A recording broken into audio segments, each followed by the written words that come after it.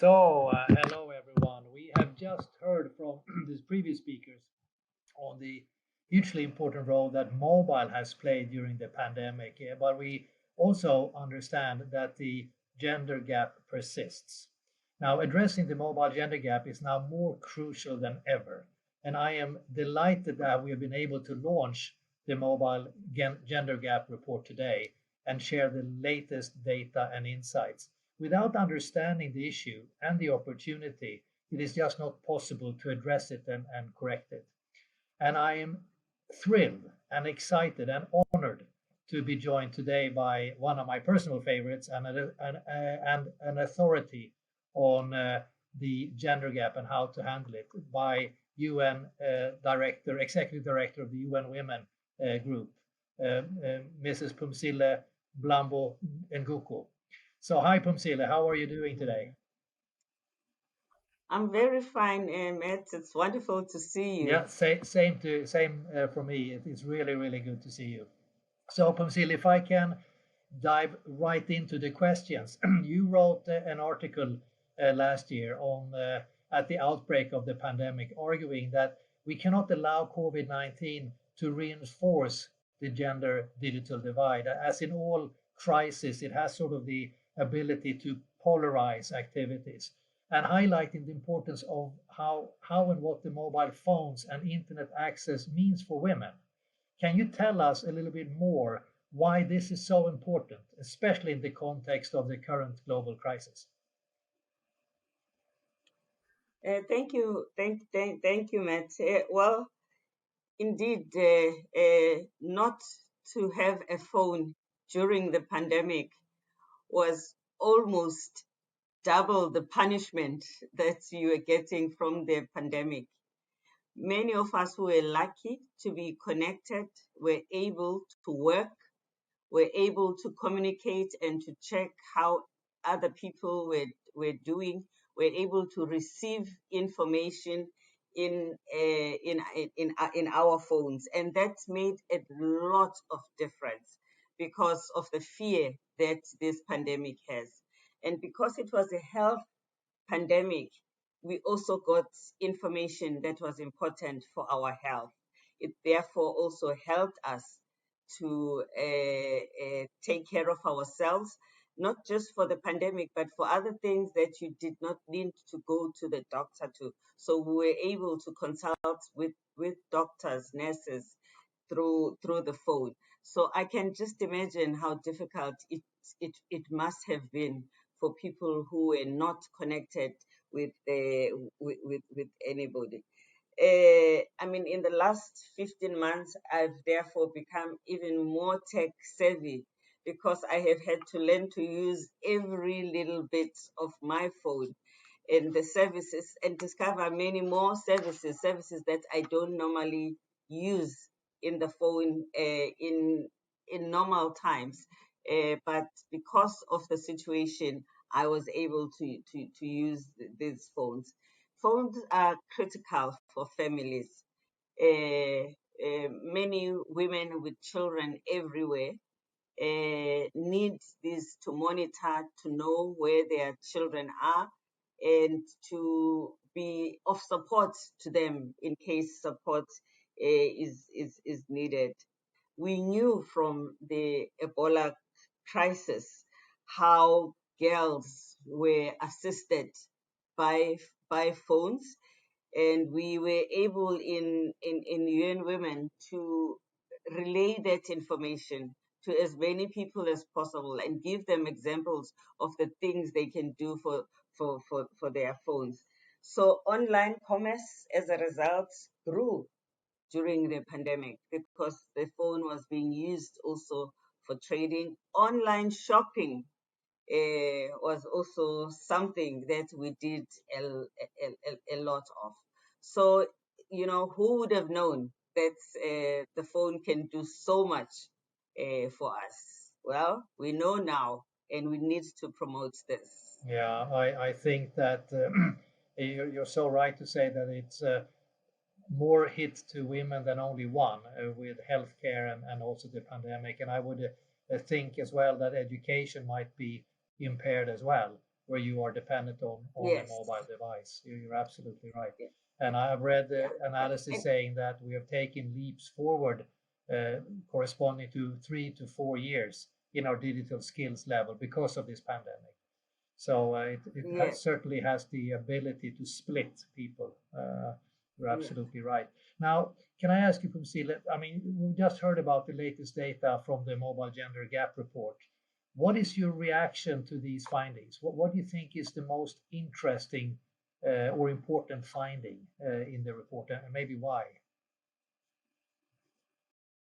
Well, firstly, congratulations for the reports. Another groundbreaking work, which we always look forward to. Such data is important for us to gauge ourselves and see if we're moving backwards or forwards. It's very good to know from the report that women's access to mobile internet continues to increase across middle and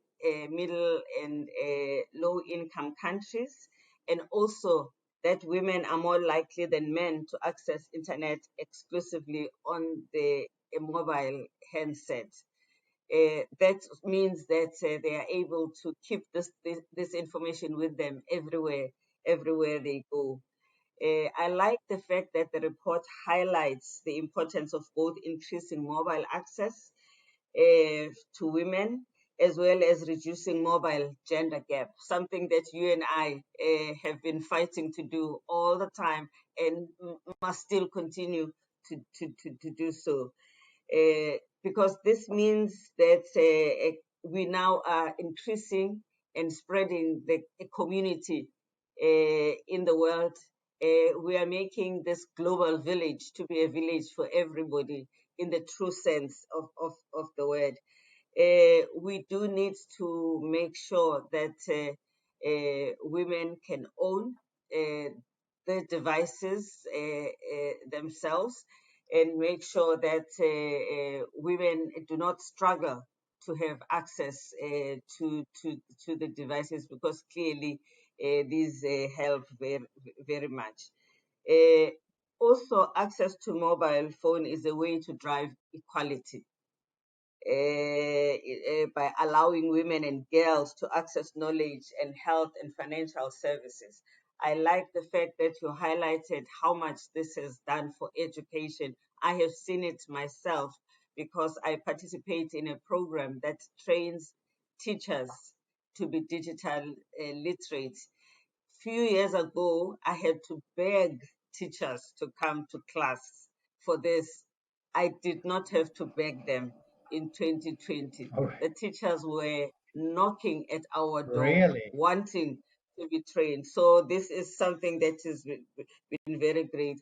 And of course, another finding that I'd like to highlight is that the overall gap in mobile ownership remains largely unchanged since 27. So something that we must be concerned about, that the gender gap in smartphone ownership, that is, and has reduced for the first time since it was driven in South Asia. So it's a little increasing, and but this is something that we can push so that it can move very fast. Before, smartphones are important because we do want women to be in the gig economy and to use the phones to earn money, and to use also the phones to advertise their products and so on. So in the report, it indicates positive aspects of this kind of growth, in that such financial independence and this new found liberation women is enhancing their sense of identity, the sense of who they are, and it helps women who are living in difficult situations to have more choices to get themselves away from harm's way. So that is something that we appreciate very much. So we are truly encouraged by what is in the report. This is a report that many people should read and see some of the things that they themselves can share with those who need. It provides opportunities for employment as well. People can see where there are possibilities for them to apply for employment. It also provides information that is important for people to know about their rights, something that is very important. And women tend to want to know about that. And women in this time of a health crisis, they use the phone a lot to look for health information. Something that we also have to be careful for, make sure that the information is always correct, because health information that is not without victims. So this is something that people like you and me need to remain alive to, but very well encouraged by the reports. That's fantastic to hear from Sila. And I mean, from your last question, from your vantage point, I mean, we have been working together for quite a few years, and we will continue to work on this very important topic. But how and what, if you can give us advice, give me advice, what should we do as a community to accelerate the closure of this gap? Because it's clearly not okay to have a bifurcation between usage of internet, because I mean, you just went through all the benefits of being online and being able to access information and healthcare and education, etc. So what should we do? Do you have any tips and hints what we should be focusing on going forward? Certainly, to get more of us to be part of this journey. And one way of doing that is being in generation equality. This offers a platform with many like-minded and wannabe participants in this journey. In generation equality, we are trying to uh, address the digital gap, and in particular the digital gender gap, but we're concerned about the gap overall for boys and girls, men and women, but for this discussion in particular to reduce the gender gap. It's also important that we push for producing information that responds to the specific needs of women, and that we pay attention to fake news. And I think people should be encouraged and know that it matters to refute this information. So when you see it, just don't let it go and feel, no one is going to listen to me. It's important to refute back, because you make the readers think.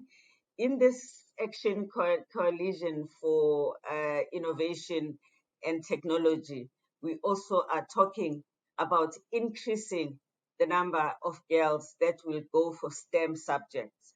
Just by using the phone is the first step of getting into this STEM field, and this will drive jobs and close the gap of men and women who are in technology. I mean, in the US alone, computer science research jobs are predicted to grow by 19% by 2025. Yet women in this sector earn just 18% of computer science bachelor's degrees. Now we can increase that, and of course the Action Coalition blueprint addresses some of these gaps. The goal is that of doubling women and girls working in technology and innovation, and this is aimed to reduce by half the gender digital gap. So this has to happen in our lifetime. In the next 5 years, we should have reduced that, and by 2030, hopefully, we can reach a point of parity between men and women who are using these phones in a smart way. That's perfect. So, Phumzile, in 2025 or 2026, when we will launch the gender gap report at that time, we can have another Yeah, chat and see that we have actually yeah, managed to we bridge will be taking the last jump. it. Well, Phumzile, thank you very much. So it's down to having more of public-private partnerships, more people arguing what we are arguing, the importance of closing the gender gap, and of course, education and focusing on STEM and making sure that women and girls feel enthusiastic about joining the STEM and both STEM education and that type of work. So thank you very much. Now, Thank you. if I may, so what we have learned today, there has been some progress, but the mobile gender gap still remains substantial, and it remains to see how COVID-19 pandemic will impact it into the future.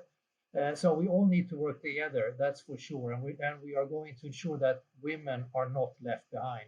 That's imperatively important. Now, we urge policymakers, the private sector, and the international community to take note of these important findings and to work together to enable women and their families to reap the full benefits of connectivity. Let's remember that when women thrive, society, business, and economies thrive. So, Phumzile, thank you so much for joining me and us today and for this very important launch. Now, over to you, back to you, Dom. Thank you. Thank you.